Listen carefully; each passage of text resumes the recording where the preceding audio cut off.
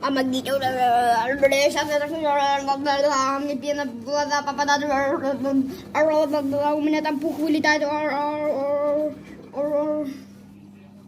у меня пух вылетает. А, это не пух, а это пена. Это пух.